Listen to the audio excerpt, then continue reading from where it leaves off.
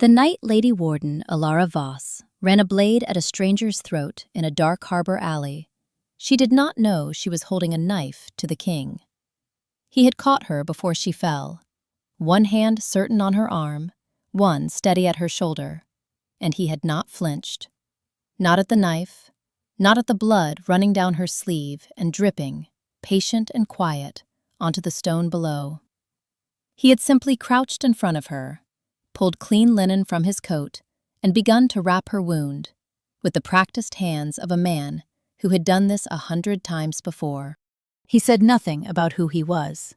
He said nothing until the last moment when he stood, pulled his hood forward, and spoke her title into the dark like he had always known it.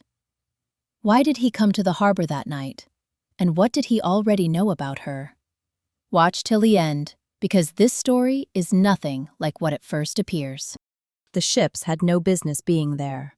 Elara Voss crouched behind a stack of wet rope on the eastern dock, counting masts. 3, 4, 5 vessels bearing the crane sigil, their pennants hanging slack in the cold November air. The harbor master's ledger, which she had memorized on the carriage ride into Valdres, listed none of them. Not one. She pulled her cloak tighter and wrote nothing down. She never wrote things down at harbors. She only looked and remembered and let the numbers settle into the part of her mind that did not forget. The wind off the Valdres sea smelled of salt and fish, and something else. Lamp oil. Too much of it. The kind of smell that preceded a fire or a lie. She had learned in 4 years of managing a borderland that no one wanted her to manage successfully, that those two things often arrived together. She was already moving toward the alley mouth when the first shout went up. "There! The woman in the gray cloak!" She ran. The cobblestones were slick with the day's rain, and her boots, sensible enough for a carriage but not designed for this, skidded twice on the turns. 3 men behind her. She could tell by the weight of the footfalls, the rhythm, the way the nearest one breathed through his mouth. Not sailors. Soldiers wearing sailors' clothes, and underneath the open collar of the nearest one, she had glimpsed the edge of a crane-embroidered shirt. She had no sword. She had a small knife in her boot and 4 years of making do with less than she needed, which amounted to roughly the same thing. The alley narrowed. Good. They were broader in the shoulder than she was. She took the corner hard, her left arm up to brace against the stone wall. The blade came from the doorway on her left. She barely caught it on her forearm, the flat of her own knife deflecting rather than blocking, but the edge still found her. A line of cold, then heat, then blood beginning to run down toward her elbow. She did not stop. 2 more turns and the alley became a passage, became a darkness so complete it was almost solid, and she ran into it as she ran into all necessary things, without slowing, without looking away. She ran directly into a man's chest. His hands caught her before she fell. One closed around her upper arm, the uninjured one, as it happened, though she would not register that as intentional until later, and the other braced against her shoulder, steadying, holding her upright with a grip that was not gentle exactly, but was very certain. She had her knife up before thought caught up to instinct. He did not flinch. She could not see his face. The passage was dark enough that she could only make out the shape of him. Tall, broad, wearing a travel cloak with the hood still up, no crest visible, no house colors. He had gone very still in the way of men who had been in situations where sudden movement was inadvisable. Behind her, the footsteps slowed. She heard them conferring in low voices at the alley mouth. Then, gradually, retreating. She kept her knife where it was. The man's right hand, still on her shoulder, did not tighten. It simply waited. She became aware, slowly, of the blood running down her left arm and dripping, with a soft and patient sound, onto the stone below. "You need to sit down." "I'm fine." "You're bleeding onto your boot." He said it without inflection, without impatience, the way one stated a fact that was simply true and required acknowledgement. Elara looked down. He was right. The dark stain had reached the top of the leather. She sat down on a broken crate. He crouched in front of her, and in the faint gray light that reached this far down the passage, reflected from the harbor lanterns around the corner, she could finally see him. Her first thought, which she immediately dismissed as irrelevant, was that he was not what she expected. His face was all hard angles, jaw, cheekbones, the straight line of a nose that had perhaps been broken once. His eyes, when they caught the faint light, were the color of a sky in the hour before snow, gray with something darker moving beneath. He looked to be about her age, perhaps a few years older, perhaps not. There was a quality to his face that made age difficult to determine, as though it had been set into stillness by experience rather than years. His hands, when he reached for her arm, were the hands of someone who used them, broad across the palm, with the callousing that came from a sword hilt, not a merchant's ledger. She noted all of this the way she noted everything, catalogued and filed. He did not ask permission. He simply pulled a length of clean linen from inside his travel coat and began to assess the wound with his fingertips. His touch was light and impersonal, clinical in a way she recognized. Not a physician's precision, a soldier's. "You've done this before," she said. "Hold still." She held still. He worked in silence for a long moment, cleaning the cut with water from a flask she had not seen him produce, folding the linen with an economy of motion that meant he was not thinking about what he was doing. He was thinking about something else. His brow was slightly drawn, calculating. The bandage required him to bring both hands close, to wrap and tie, and he did it methodically. When he reached the final knot, his thumb had to press against the inside of her wrist to hold the linen taut, and she felt the warmth of it, the specific human warmth of a palm that had been holding something, before he finished the tie and lifted his hands away. She became aware, in the half-second between his touching her and not touching her, that her pulse had been running faster than blood loss alone could explain. She did not look at her own wrist. She looked at his hands instead, retreating to rest on his knees. And she told herself that the warmth lingering where his thumb had pressed was simply sensation without significance. "You're going to need to keep that elevated," he said. "I know. Do you have somewhere to go?" "I always have somewhere to go." He looked at her for a moment. There was something in the way he did it, not assessing exactly, not the way men looked at her in council chambers when they were trying to measure her weakness. More like he was recognizing something he had expected to find. He stood, reached up and pulled his hood back over his face. "Don't walk the harbor alone again, Lady Warden." She felt the words before she parsed them. He had used her title. He knew who she was. She stood, too fast, which she regretted, and turned, but he was already walking, his dark figure dissolving into the narrow dark of the passage, and the only thing she could hear was the diminishing sound of boots on wet stone, steady and unhurried, as though he had somewhere to be and was in no particular rush to arrive. She stood for a long moment, with her bandaged arm and her racing pulse, and the very precise memory of a thumb pressed against her inner wrist. Then she picked up her dropped knife, sheathed it, and walked back to the palace. The fire in their shared room had burned down to embers, and Serene Ashby was sitting beside it with a cup of something warm, and her expression, the one that meant she had been waiting and had used the time to develop opinions. She took one look at Elara's arm and stood up. "Who bandaged you?" "Someone in the harbor district." "This," Serene said, unwrapping one edge of the linen to examine the technique, her voice shifting into the register she used when suppressing urgency, "is a royal military field dressing. This specific fold pattern?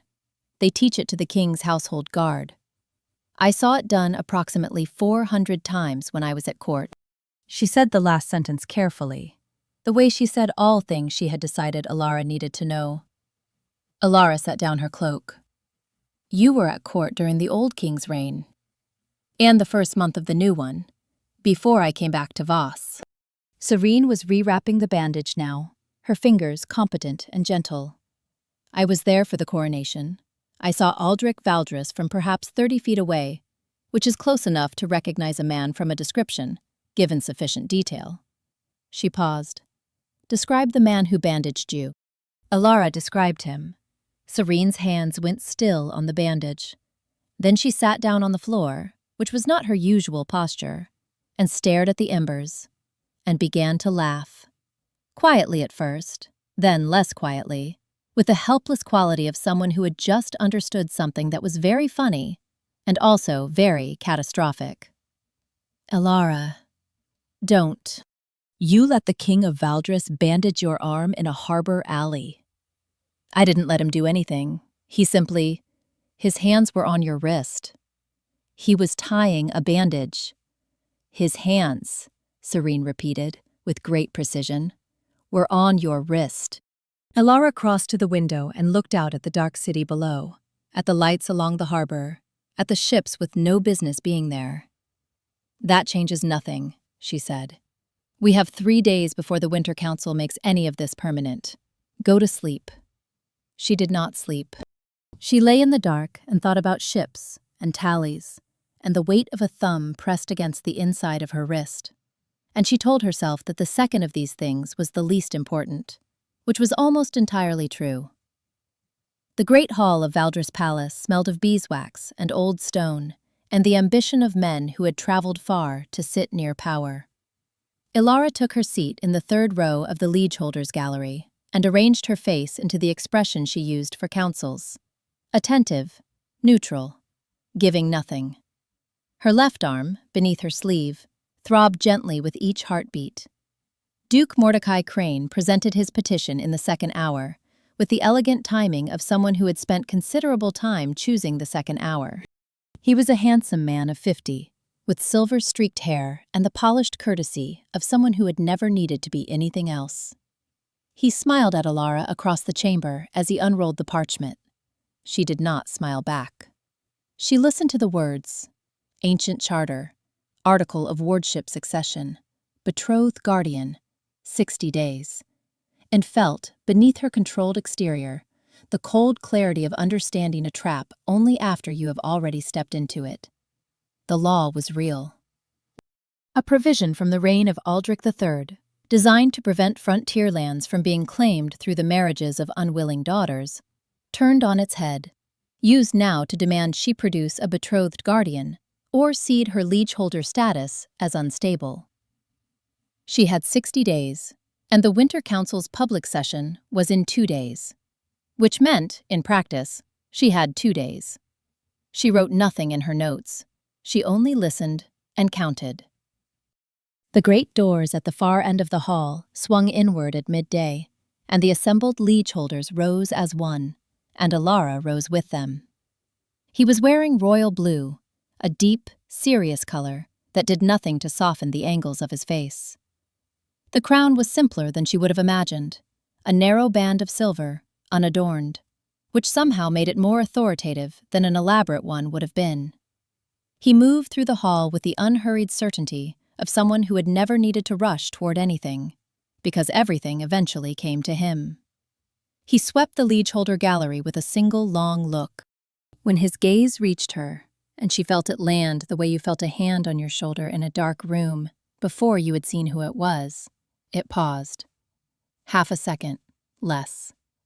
His expression did not change, not by any visible measure, but at the very corner of his mouth, in the space between one breath and the next, something shifted, so slight, so controlled, that if she had not been watching for exactly that kind of small movement, she would have missed it entirely. She had been watching. She did not know when she had started. She looked away first, fixed her eyes on the far wall, and pressed her bandaged arm against her side, and felt the pulse of it, steady, insistent, inconvenient, and told herself it was the wound. She was 3 steps from the main door when his voice reached her. Lady Warden, low enough that the 20 liegeholders around her did not turn, low enough that it was specifically for her, in the way a private message is placed in a public hand, visible but sealed. She counted to 3. Then she turned. He was standing in the gap between 2 columns, having separated himself from a cluster of ministers with the kind of effortless authority that made the separation look like it had always been planned.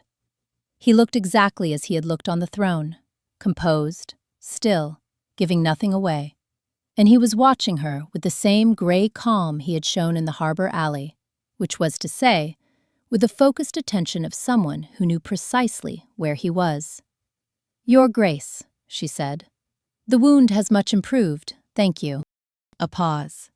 Something moved through his eyes, quick, almost amused, gone before she could name it. "Good," he said. He stepped aside. She walked past. She did not look back, but she heard, or imagined she heard, a faint exhalation behind her, the kind that accompanied a contained smile. She did not smile. She waited until she had turned the corner. Then she allowed herself one small, private, entirely involuntary smile, which she carried with her all the way back to her rooms before she dismantled it. "You need a betrothed guardian," Serene said. "If you have one before the public session, the petition dies." In 48 hours. Serene was seated at the writing desk with her hands folded, which was the posture she adopted when she was about to say something she had already decided could not be argued with. "Someone came to see me this morning, before the council session." Elara looked up from the window. "Who?" "He asked me not to tell you his name." "Serene." "He asked me not to tell you his name," Serene repeated, very deliberately, and then described himself in enough detail that I was able to arrive at it independently. She rose from the desk and moved to the door, opened it, and said to someone in the corridor, "She's ready." The door opened fully. He was wearing a white linen shirt, with the sleeves pushed up past the elbows, dark trousers, no crown, no signet visible. He looked, in this room without ceremony, like what he would have been if he had not been a king. Still large, still precise, still giving the impression that the space organized itself around him, but quieter, human-scaled. On his left hand, wrapped in a neat strip of linen, was a bandage. Elara looked at it. The bandage was tied with the same fold pattern she had seen on her own wrist. He had done it himself, with the same economy of motion, the same no-wasted step exactness. She looked at it and thought about what it meant. That he had been injured in the alley, in the brief, violent moment of steadying her, and had not mentioned it, and had gone home and bandaged it himself with the same care he had given her wound. She thought about that for longer than she intended to. "I understand," he said, "that you require a betrothed." "Don't," she said. "Say it like a casual convenience." He was quiet for a moment. When he spoke again, the register had shifted. Not warmer, exactly, but more direct. Like something that had been packaged, had been unwrapped. "I've read your reports. 4 years of them. I know what Mordecai Crane is doing to your borderland, and why. And I know that you have been managing it alone, because there has been no adequate alternative. I would like to be an alternative. You're a king. If this becomes public, everything I do becomes public. It will be read as political. Everything I do is read as political." He moved to the chair at the small table and sat, and when he sat, his bearing did not change, but something did. The angle of it, the slight forward lean that indicated he was not performing patience, but actually had it. "Why are you really hesitating?" She looked at him. She was hesitating, she did not say, because he had warm hands, and she was tired, and the wound on her arm had not stopped reminding her that he had touched it. She was hesitating because she had spent 4 years making decisions alone, and had become very efficient at it, and something about the quality of his attention made her feel that efficiency slipping, which was inconvenient. "If I agree," she said instead, "you follow my lead in the council chamber. You do not act without my knowledge." He nodded. "Agreed, with one condition." "What condition?" "Let me look at the wound before the ball tonight." The sentence was simple, practical. A soldier checking a field dressing, nothing more. She felt the warmth of her own wrist, as though the bandage had suddenly tightened, and she kept her face precisely as it was, and said, "Fine." He had been gone perhaps 5 minutes when the knock came. The woman who entered was small and fair, with Mordecai's coloring but not his face. Where her brother was polished, Lady Mira Crane was careful, her features arranged into an expression of pleasant social concern that was doing a great deal of work to cover something underneath. She carried flowers, late-season chrysanthemums from the palace greenhouse, white and gold, a perfectly appropriate gift. "Lady Warden, I heard you were indisposed this morning." She looked at Elara's left arm with practiced incuriosity. "I hope it is nothing serious." "A minor inconvenience." Elara took the flowers. "Sit down, Lady Crane." They sat across from each other at the small table and drank the tea Serene brought without speaking for a moment. And Elara watched Mira the way she watched everything, with a part of her that filed things without deciding what they meant yet. There was something in the set of Mira's hands on her teacup. Not quite stillness. The held quality of a person who had rehearsed this and was now discovering that the rehearsal had covered different ground. "My brother is very focused on this session," Mira said finally. "I imagine he is. He is a focused man in general." A pause.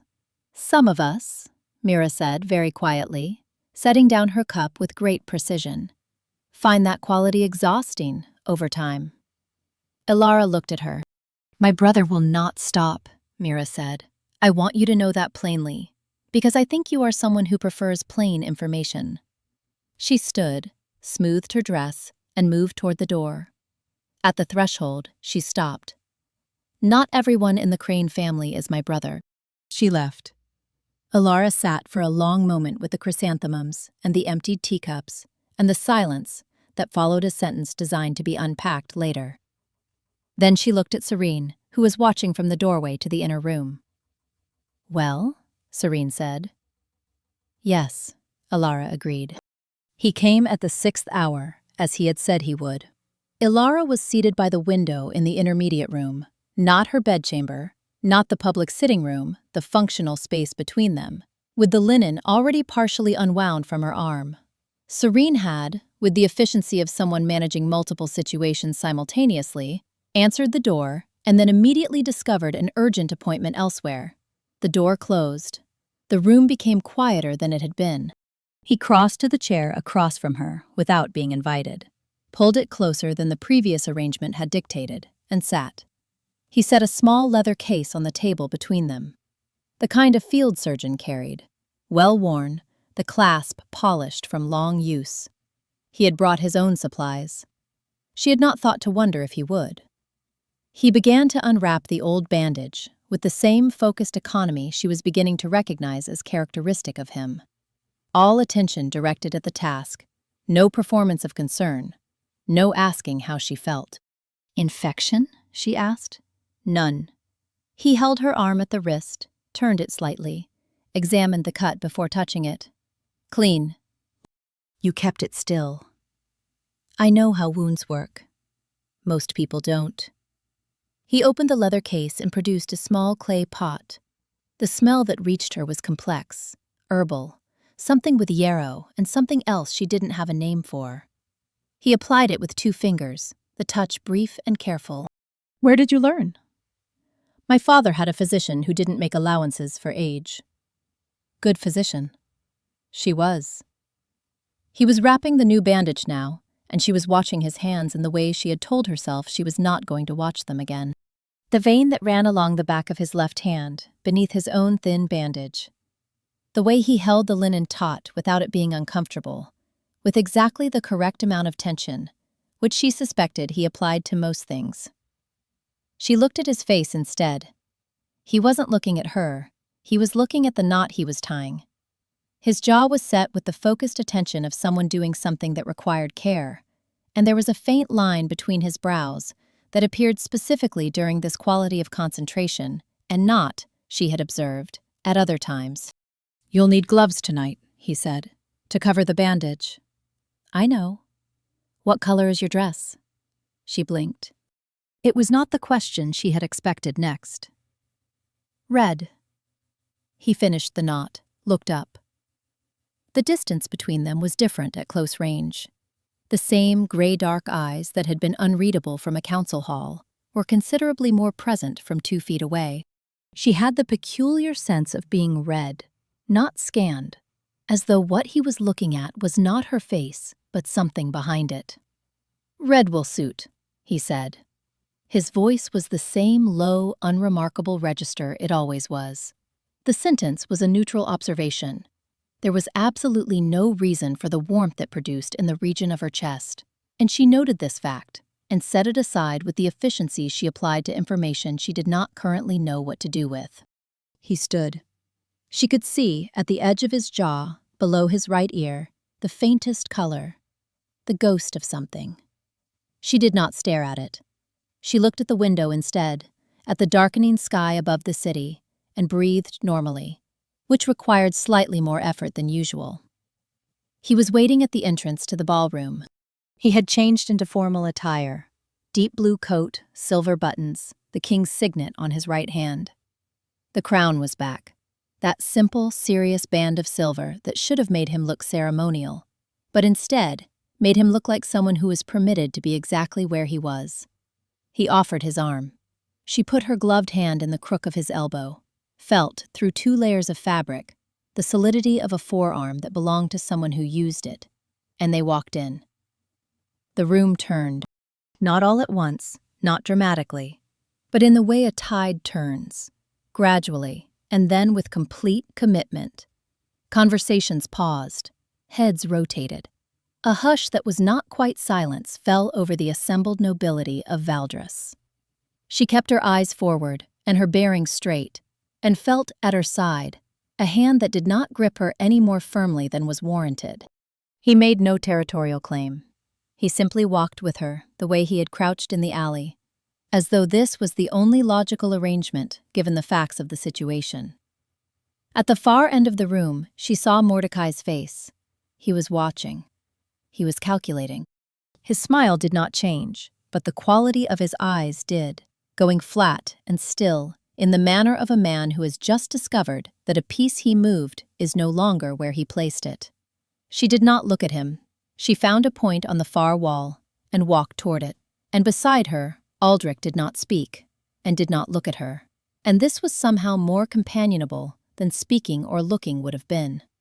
An hour in, Aldrich was drawn into a cluster of trade ministers near the eastern window, and Elara stood beside a column with a glass of wine she was not drinking and assessed the room. Mira appeared at her elbow with the silence of someone accustomed to moving without being tracked.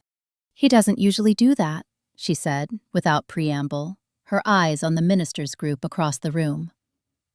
"Do what?" "Walk someone in." Mira was very still beside her, holding her own glass. "In 4 years, the 2 before his coronation and the 2 after, I have never seen him walk someone into a room. He enters. Other people are simply also there." Elara said nothing. She was looking at the minister's group, at the back of a dark head above a blue coat, at the angle of shoulders that were, even now, slightly more alert than relaxed. "My brother," Mira said quietly, "prepared a document before this council. A deed of voluntary transfer, purportedly signed by you, ceding the Voss leaseholding. He will present it if your betrothal is disputed." Elara looked at her. "He does not only want your land," Mira said. "He wants to ruin you publicly. The land is the mechanism. The damage is the point." She placed a small, folded piece of paper in Elara's hand. "This is documentation of what he did to Lord Fenwick. The method is identical." "Why are you giving me this?" Mira looked at the wine in her glass for a long moment. "Because I am tired," she said, quietly, without drama, as though stating a medical fact, "of being an instrument." She moved away before Elara could respond. Mordecai came to her within the half-hour, as she had known he would. "Lady Warden." His voice was the same smooth warmth it always was in company. "What a fascinating development." She turned without urgency. "Your Grace?" "I confess, I had not anticipated." Mordecai let his gaze travel, briefly and pointedly, to the far side of the room. Such interest from the Crown in the affairs of a borderland holding. "The Crown," said Aldrich, who had arrived without a sound. For a man of his size, she was beginning to understand this was a choice rather than an accident. Takes an interest in all its holdings, especially those facing irregular commercial pressures. He was standing beside her, not in front of her, not behind, beside, positioned so that they presented the same line to the room. She had not moved to make space for him. He had found it without requiring any adjustment on her part. Mordecai's smile did not waver. Of course. How conscientious. Quite. Aldrich lifted his glass very slightly, in a toast that was not a toast, the corners of his eyes perfectly still. Good evening, Your Grace. Mordecai withdrew. She felt the heat of Aldrich's presence at her shoulder. The breath that moved through the room was colder than his proximity, and she noted this the way she noted things she had decided not to act on. And she said nothing, and he said nothing, and they stood for a moment in the busy room, in a quiet that was entirely their own. The balcony was not empty. It was merely less full than the room behind her, which was what she had needed. Elara closed the glass door and let the cold settle over her shoulders, like something she had been waiting for, and looked out at Valdris spread below. The harbor lights, the dark water, the far grid of the city, running down toward the docks where, last night, none of this had been real yet. She pulled off her right glove, then her left. The bandage on her inner arm was stark white in the moonlight. She looked at it for a moment, this thing that had been done to her without her asking, with care she had not requested and had not known how to account for. The door opened behind her. She did not turn. She heard him cross to the railing and stand a few feet to her left, and there was a long moment in which neither of them spoke, and the city hummed quietly below, and the cold continued its patient work. You knew who I was, she said finally, in the alley, from the beginning. Yes. Why didn't you say so? He was quiet for a moment. Because I wanted to know what you would do when you thought you were talking to an ordinary man. And what did I do? You kept your knife ready for 4 minutes after your breathing had steadied. You let me work on the wound, but you didn't tell me how bad it was. You were calculating exits the entire time. I saw your eyes. A pause. You were also trying not to look at my hands. The last sentence was delivered in the same level tone as the rest of it. She chose not to respond to it. And the harbor, she said instead. You were there before I arrived. Yes. Captain Rowe's patrol was separated from me on purpose. He said it without apology. I go into the city alone sometimes. It is the only way to see it accurately. And to see who else is seeing it accurately. That also. She turned to look at him. He was watching the harbor, his profile to her, and he looked, in the cold and the dark and the absence of any ceremony, like someone she might have met in a different life and recognized without knowing why. The crown was still on his head, the narrow silver band, but it seemed distant here, a thing he wore rather than a thing he was. You've read 4 years of my reports, she said. Yes. All of them. All of them. He turned to look at her then. His eyes, in the moonlight, were darker than gray, almost entirely black, the pupil and iris indistinguishable. You write differently from the other liege holders. I write what I observe. That is what is different. He turned back to the city and was quiet for a moment. Every other report I receive, he said, is written to manage my impression of the writer. They describe problems in terms that invite my admiration of the problem solver. They include information that flatters and exclude information that doesn't. His voice was the same measured quality it always was. But underneath it, she was learning to hear underneath. There was something that had a shape to it, like a room that had been closed for a long time. Yours are different. You write what you see. You describe failures alongside successes. You give me the number of the dead harvest and the cause and what you intend to do about it, without making the death of the harvest about your management. It isn't about my management. Precisely. He looked at her. You are the only liege holder in this kingdom who seems to understand that the land is not about you. She did not know what to do with that sentence.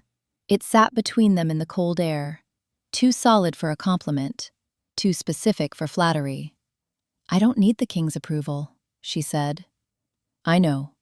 And something in his voice, very quiet, very precise.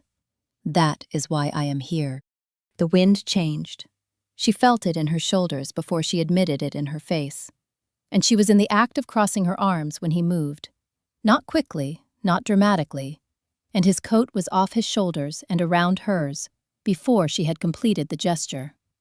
It was heavy. It smelled of cedar and something else, clean and cold, the smell of outdoor air carried in from somewhere, not the cloying warmth of indoor fabric.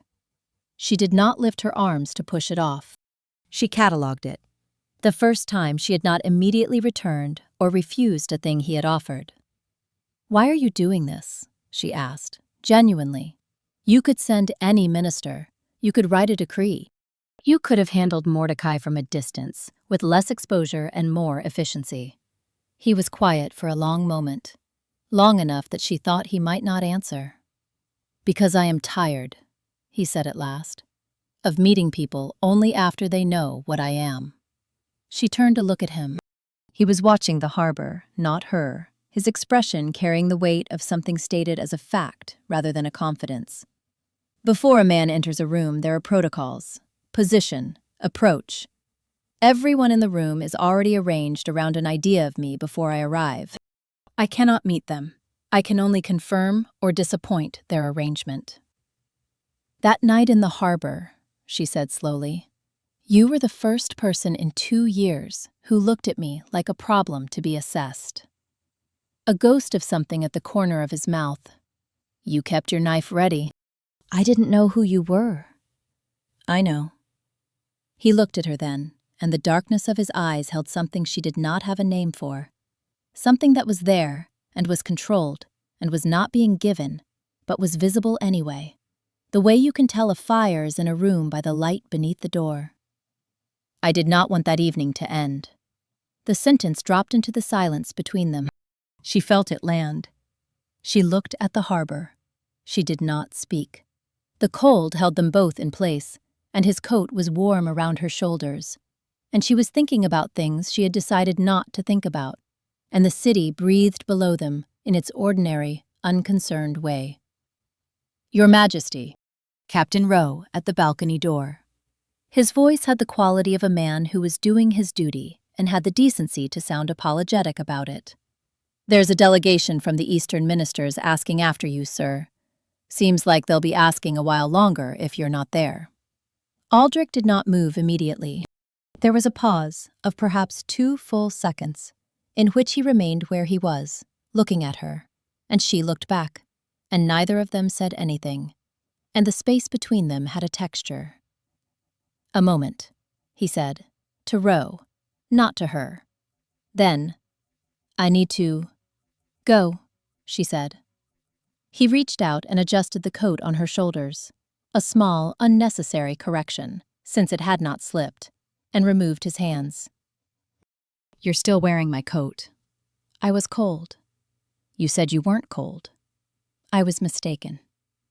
He looked at her for one more moment, the long, patient look of someone who has asked a question without words and received an answer in the same language, and then he walked back through the glass door, and she heard his footsteps recede into the noise of the ball, steady and deliberate. She stood on the balcony with his coat on her shoulders and the harbor below her, and the cold held off for now, and she thought about what it meant that she had not given it back. She thought about it for quite a long time. Mira came at the 10th hour, after most of the palace had gone quiet. She came without her usual carefulness, which told Elara everything about what had happened between the ball and now. Her dress was the same, but her hair had been repinned in the hasty way that indicated it had been unplanned and redone, and her hands, when she sat, were too still. The stillness of control applied to something underneath. He knows I spoke to you, Mira said. One of the hall servants reports to him. It doesn't matter. She set her hands flat on the table. He has a deed of voluntary transfer, dated 3 months ago, with your signature. The handwriting is very good.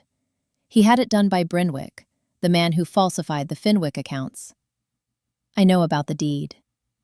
He will present it the moment the council disputes the betrothal. Mira looked at her directly, without the social layer. He is not trying to win the council, Lady Voss. He is trying to destroy your standing with the kingdom, permanently. The land is what he wants, but the humiliation is what he's been planning for. Elara sat with this for a moment. What will he do to you, she said, for telling me this? Mira was quiet. He has already decided. He told me tonight that if I continue to misplace my loyalties, I will be sent to marry a cousin in the Northern Reach before the winter is out. Her voice was very steady. He thinks this will discourage me. He has always underestimated the proportion of things I would prefer to the Northern Reach. She did not intend to go. She lay in the dark for an hour and looked at the ceiling and ran the mathematics of tomorrow over and over. And each time the mathematics came out differently, depending on one variable she had not resolved. And at the end of the hour, she got up, put on her outer robe, picked up the folded documents from the table, and went into the corridor. Captain Rowe answered her knock with an expression of practiced unsurprise. He's awake, Rowe said simply, and stepped aside. Then, in the tone of a man inserting a piece of information that had been waiting for a context, he came by your corridor about an hour ago. Heard your voice through the door. Stood a while. He paused. Thought you ought to know. She looked at him. Thought you ought to know, Rose said again, with the mild finality of someone who had delivered what he intended to deliver and had no further remarks. Aldrich was standing at the window. His rooms faced the harbor, which she had not known, in a shirt with the collar open and his sleeves down, but the shirt not fully tucked, the coat abandoned, the crown nowhere visible. He looked, in this private interior, like someone she was not supposed to see, and she had walked 3 corridors to be here, and she was not going to retreat. Mordecai has a forged deed, she said, without preamble. He'll present it if the betrothal is challenged. I need to tell you what I know. He turned from the window and looked at her for a moment. Then he crossed to the table and pulled out the chair across from his own and waited for her to sit. They sat. He read while she talked. When she paused for breath or emphasis, he asked a question, short, precise. The question you asked when you already understood 80% of the situation and only needed the remaining 20. He did not tell her what to do. He did not reach across the table to reassure her. He simply read and listened and asked. And it was, she discovered, entirely sufficient. You've been managing this alone for 4 years, he said when she had finished. Who else? That is not a law of the universe. In my experience, your experience, he said, very quietly, has been with people who made it true. That is a different thing. The fire in the grate was burning low. The candles on the table had burned into their final inch. The room was warm and small, and it was past midnight, and she was sitting across from him without ceremony of any kind, and he was looking at her with those gray dark eyes, in the way that meant he was not managing a perception of her, but simply looking. When did you learn to ask for help? She asked. Never. A very slight movement at the corner of his mouth. I am currently learning. You are the instructor. She did not smile. She looked down at the documents between them, her evidence, his evidence, the architecture of tomorrow's argument. We need to coordinate the presentation order. Yes. They worked until the fire went out. The great hall was full. Every seat in the gallery taken, every standing space occupied by those for whom there were no seats. Elara stood at the liege holder's rail and breathed carefully, and did not look at Aldrich on the throne, and did not look at Mordecai in the petitioner's gallery. She looked at the door. Mordecai rose at the first opportunity with the grace of someone who had rehearsed an arrival.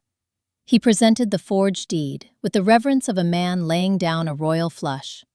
The slight forward lean, the careful placement on the clerk's table, the pause that allowed the assembled nobility to see what was being offered. "It has come to my concern," he said, in his smooth ambassadorial voice, "that the arrangement recently announced between Lady Voss and His Majesty, while personally touching, has the character of political convenience rather than genuine compact." A murmur through the gallery. "I further submit that the Lady Warden herself, some weeks prior to this council, expressed in writing her intention to release the Voss liege holding to Crane administration. This deed predates the announcement by 3 months, and suggests that the announcement is a response to the deed, rather than a sincere proposal." He let that settle.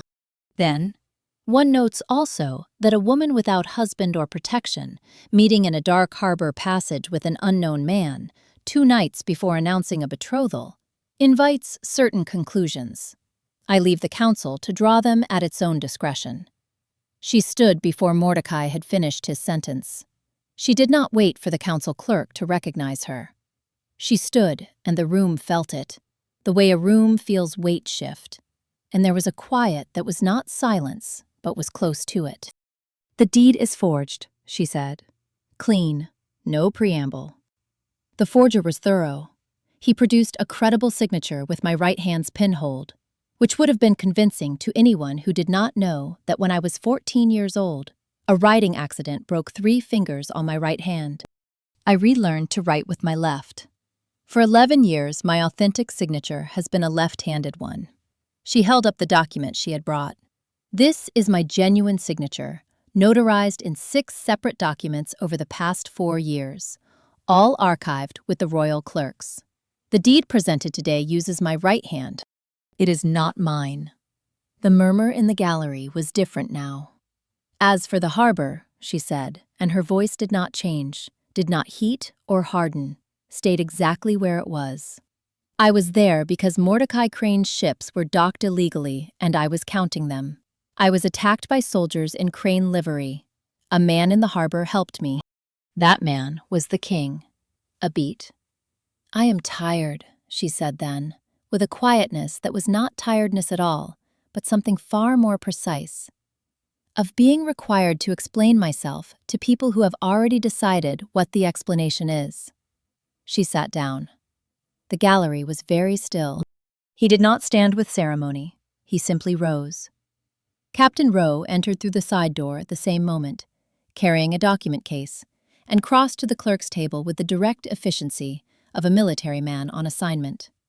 "The Crane merchant ships docked in the Valdres harbor on the 4th, 6th, and 9th of this month," Aldrich said, "in violation of 3 separate provisions of the Trade Compact of 1147, which my office has been investigating for 11 months. He did not look at Mordecai as he said this. He looked at the council, at the assembled body, at the faces, one by one. "The deed presented today was drafted by one Brennick of the lower city, a document craftsman known to the Trade Ministry. He presented himself to my captain this morning before this session opened and provided a full account of the commission, including the date, the payment, and the instructions he received." Rowe set the document case on the table. "Lady Warden Elara Voss has administered the Voss borderland for 4 years, with a standard of accuracy and integrity that this council would do well to consider a model rather than an anomaly. The protection of the crown extends to her holding, not because of any personal arrangement, but because it should have been extended 4 years ago, and the delay was a failure of this administration's attention." He sat down. Mira rose from the back of the gallery. She had dressed for this, not elaborately, but deliberately, in Crane colors worn without the usual accessories that signaled family allegiance. She walked to the witness rail with the walk of someone who had been very frightened for a long time and had decided this morning to stop. She spoke for 10 minutes, precise, specific, devastatingly calm. She described the Fenwick operation in procedural detail, named dates and amounts, identified the document forger, and 2 co-conspirators in her brother's employ. She did not cry. She did not raise her voice. When she finished, She looked at her brother across the chamber. He was looking at her with the flatness she had described. No anger, only the cold arithmetic of loss. He understood, from her face and from the quality of the room's attention, that this was over. He stood. He bowed to the council with immaculate courtesy. He walked out. Mira stood at the witness rail in the quiet of his departure, her shoulders straight, entirely still without effort. He was in the east corridor, 20 steps from the main hall, when she caught him. He was moving with the directional purpose of someone who had a next task. He always moved that way, she had noticed, with the kinetic economy of a man to whom stillness was a choice rather than a default. But he stopped when she appeared and turned. She came to him still carrying the bound documents and the alertness of a person who had just held a room's full attention. The morning light through the corridor windows fell at a low November angle, and it caught the planes of her face and the copper in her dark hair. And she thought of none of this, because she was looking at him.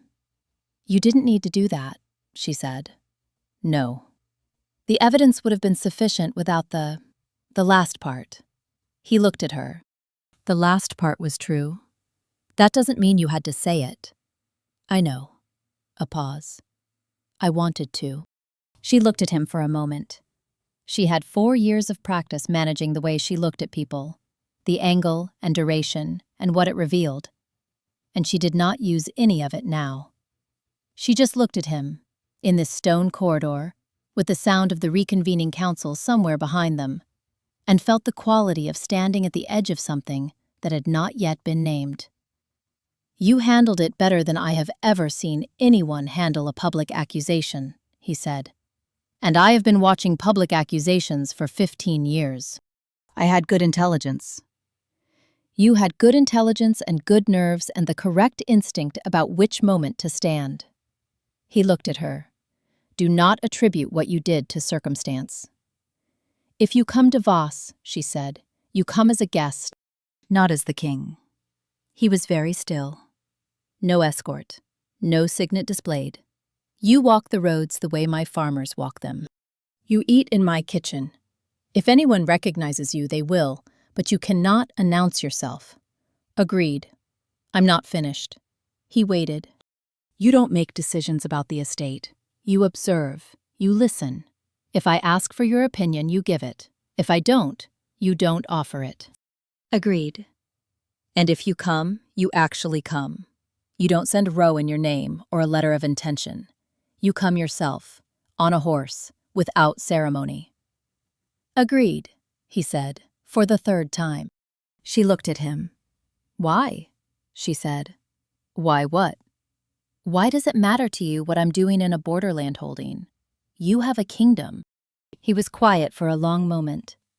The kind of quiet that meant he was not waiting to speak, but actually thinking about the answer. "Because," he said finally, "in 11 months of reading your administration's output, I have found one person who is actually trying to understand the land rather than extract from it. And I have a kingdom full of land that is being extracted from." He looked at her. "I would like to understand how you do it." She heard it for what it was, not a compliment, an admission. He took his coat from her shoulders. She had forgotten she was still wearing it. He did not simply take it. He reached into the interior breast pocket and removed something. She heard it before she saw it, a faint metallic sound. And when he stepped back, he was holding a small brooch. The royal crest, rendered in miniature silver, simple and unadorned. He stepped forward again. He pinned it to the collar of her own outer coat. His hands were close to her throat to do it, and he did it carefully, the way he did everything with his hands, without hesitation or performance. She did not move. "So they know," he said, stepping back, "that you don't travel alone anymore. If you want." "I haven't decided." "I know." "Then why?" "Because the deciding takes time," he said, "and the pin can wait." She looked down at it. Small, precise, real. She looked up at him. "I'll let you know," she said. "I'll be here." She walked away down the corridor.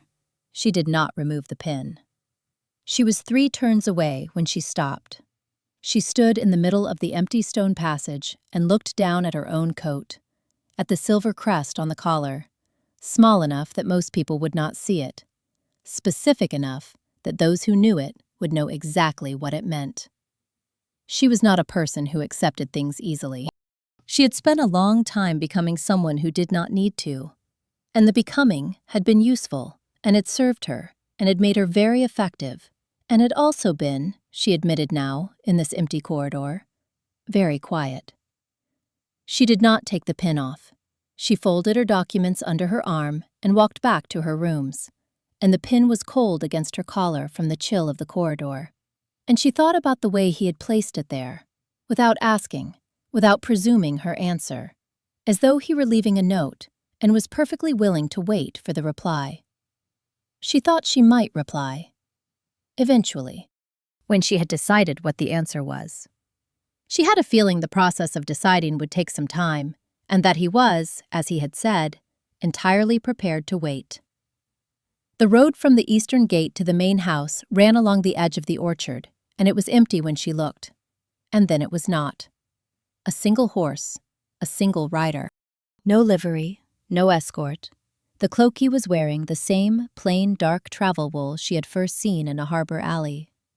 He had, as he had promised, come himself. "He's here," said Serene, from behind Elara's left shoulder, with the tone of someone who had been expecting this and had opinions about it. "I can see him. He's alone." "I can see that also." "He looks—" Serene paused, selecting a word that was accurate but not inflammatory.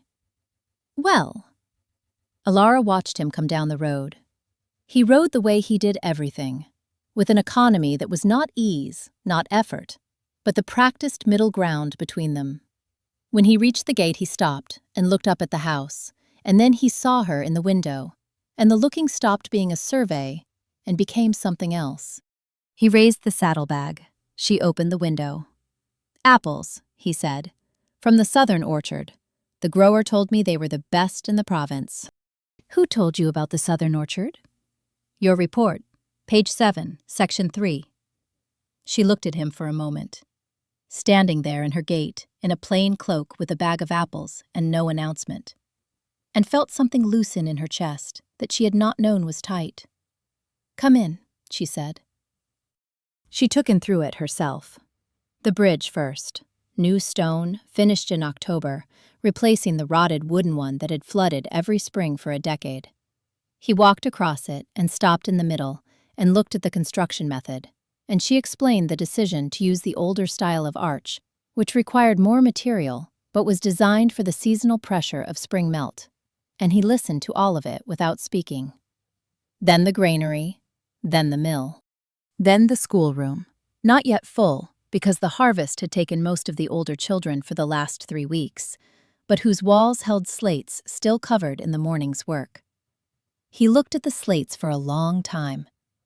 "When did you build this?" he said. "The first year, before the roads were repaired." "Before the bridge." "Why first?" "Because," she said, "roads and bridges can be rebuilt in a season if you have the funds, and children cannot wait." He turned from the slates and looked at her in the way he had. Not an assessment, but something more like recognition. "I want to build 12 of these," he said, "across the borderland provinces. I have the funds. I don't know how to make them work." "What do you know about how to make them work?" "Very little. I know they require a teacher who is paid adequately and treated as a professional rather than a servant. Beyond that, your reports are more instructive than anything my ministers have provided." She looked at him. He looked back. "Will you help?" he said. Not a king's request, not a commission. A question with the weight of questions that have been thought about for a long time before they are asked.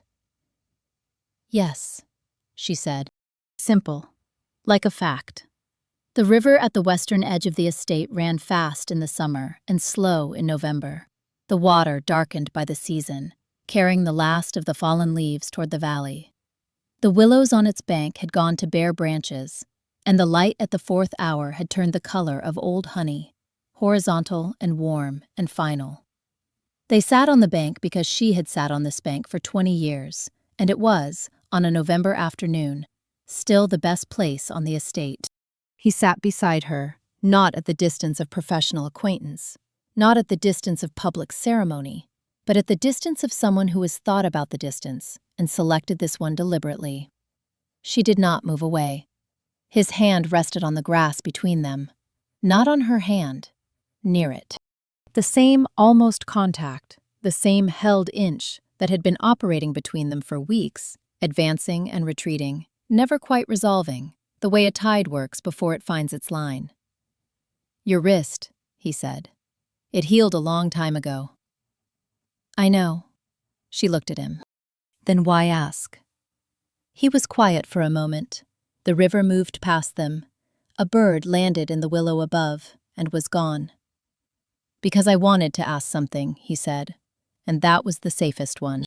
She felt the sentence land the way his sentences always landed, without decoration, without hedging, in the precise place they were aimed.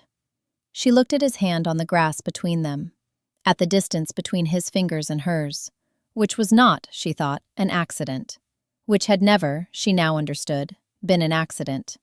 She turned her hand over. He looked at it for a moment.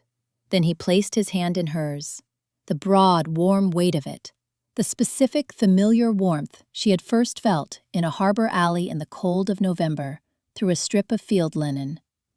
"Better or worse?" he said. She thought about the question. She thought about the way this felt, different from everything, different from the careful sufficiency of being alone, different from the managed distances of public life, different from anything she had a category for yet. "Different," she said. "Different from anything I've had." "Is that an adequate answer?" She looked at him, at the angles of his face in the honey light, at the eyes that were gray in some lights and almost black in others, and were, at this distance, simply present, simply looking back at her with the attentive steadiness that had been the consistent quality of every encounter they had had. He had always been looking at her. He had been looking since before she had been willing to look back. "It's the most accurate one I can give," she said. He did not push for more. He turned back to the river and held her hand on the grass between them, and the light continued its slow work, and the willows did nothing but be willows. She thought, "This is not an ending." She thought, "I know what this is." She did not say either of these things. She sat with the river and the last light and the warm, certain weight of a hand that had first touched hers in a dark alley over a wound she no longer had. And she let herself be here, fully, without managing it, without deciding in advance what it meant. She thought she was beginning to understand why he had not wanted that first evening to end. She thought she was beginning to understand a great many things. The river ran on. The light went its way. His hand did not leave hers. Neither did she. End. Crown in the Dark. Complete 9 chapters. Valdres. Winter into autumn. Some people enter your life without announcement. No grand gesture, no declaration, just a hand in the dark, steadying you before you even knew you were falling. Elara spent 4 years learning to need no one. She built walls the way she built bridges, carefully, with materials designed to last. And then a stranger in a harbor alley wrapped her wound with clean linen and asked for nothing in return. And something in those careful walls developed a crack she couldn't quite locate. The truth Crown in the Dark leaves with you isn't about political intrigue or a kingdom saved. It's quieter than that. It's about what happens when someone sees you. Not your title, not your usefulness, not your strength, but the actual you. The one calculating exits in the dark while trying not to look at his hands. Being known is terrifying. Being known by someone who stays anyway.